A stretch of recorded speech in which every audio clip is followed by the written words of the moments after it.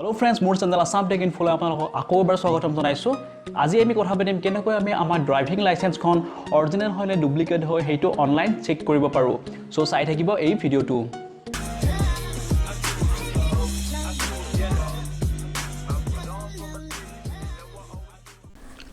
So friends, আমি যেতিয়া driving licence apply কৰিম বুলি ভাবো হেখিনি সময়তে আমি এনেকুৱা কিছুমান এজেন্ট লগ পাও যিসকলে কয় যে তেওঁলোকে আমাৰ ড্ৰাইভিং লাইসেন্সখন বনাই দিব তাৰ বিনিময়ত তেওঁলোকে চাৰ্জ কৰে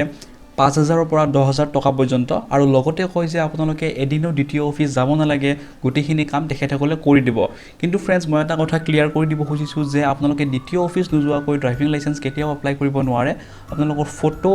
তাৰ পিছত সিগনেচাৰ আৰু মেডিকেল টেষ্টৰ বাবে আপোনালোকে দ্বিতীয় অফিস যাবই লাগিব ঠিক আছে আৰু এনেকুৱাকৈ যদি আপোনালোকে ড্ৰাইভিং লাইসেন্স এপ্লাই কৰিছে আৰু সেই ড্ৰাইভিং লাইসেন্সখনৰে আপোনালোকে চলিও আছে তেতিয়া হলে ইন ফিউচাৰ আপোনালোক বিপদত পৰিব পাৰে সো আপোনালোকৰ ড্ৰাইভিং লাইসেন্সখন অৰিজিনেল হয় নে ফেক হয় হেতু আমি অনলাইন চেক কৰিব পাৰো তাৰ বাবে আমি যাব লাগিব আমাৰ যিকোনো এটা ব্ৰাউজাৰত গৈ আপুনি টাইপ কৰিব google.co.in তাৰ পিছত গুগলত আপোনালোকে সাৰ্চ কৰিব know your DL okay এনেকৈ টাইপ কৰি সাৰ্চ কৰিলে হল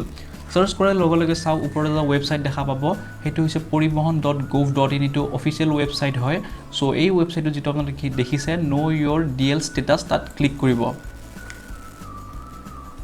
ক্লিক কৰাৰ লগে লগে চাও ministry of road transport and highways যেটো অফিশিয়াল ওয়েবসাইট আছে সেই ওয়েবসাইটটো খুল খাব আৰু ইয়াত চাও know your DL status okay so আপোনালোকৰ যেটো ড্ৰাইভিং লাইসেন্স আছে ড্ৰাইভিং লাইসেন্সৰ নম্বৰটো ইয়াত আপোনালোকে এন্টাৰ কৰি দিব সো মই মোৰ ড্ৰাইভিং লাইসেন্সৰ নম্বৰটো ইয়াত এন্টাৰ কৰিছো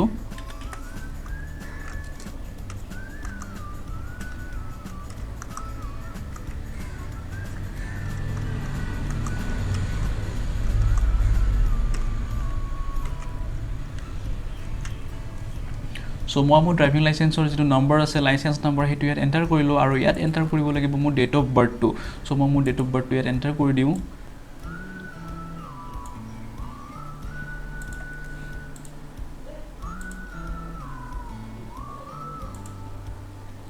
সক মই মোৰ ড্ৰাইভিং লাইসেন্সৰ যেটো নম্বৰ আছে নম্বৰটো দি দিলো আৰু লগতে মোৰ ডেট অফ বাৰ্থটো ইয়াত দি দিলো তাৰ পিছত সক তলত এটা অপচন দেখিছে চেক ষ্টেটাস তাত ক্লিক কৰিব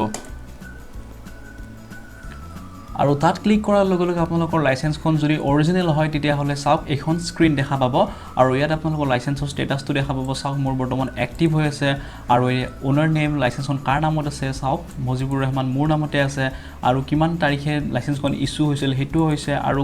কোনটো দ্বিতীয়ত লাইসেন্সখন ইস্যু কৰা হৈছিল চাওক কামৰূপ মেট্ৰৰ যেটো দ্বিতীয় অফিস আছে তাত লাইসেন্সখন ইস্যু কৰা হৈছিল আৰু ইয়াত চাওক লাইসেন্সখনৰ ভ্যালিডিটি ডিটেইলছ আছে কেতিয়াৰ পৰা কেতিয়ালৈ ভ্যালিড আছে লাইসেন্সখন গুটিখিনি ডিটেইলছ পাই যাব আৰু এই লাইসেন্সখনৰে মই কি গাড়ী চলাব পাৰো গুটিখিনি ডিটেইলছ আপোনালোকে ইয়াত পাই যাব সো আপোনালোকে আপোনালোকৰ লাইসেন্সখনৰ ডিটেইলছটো ইয়াত চাব পাৰে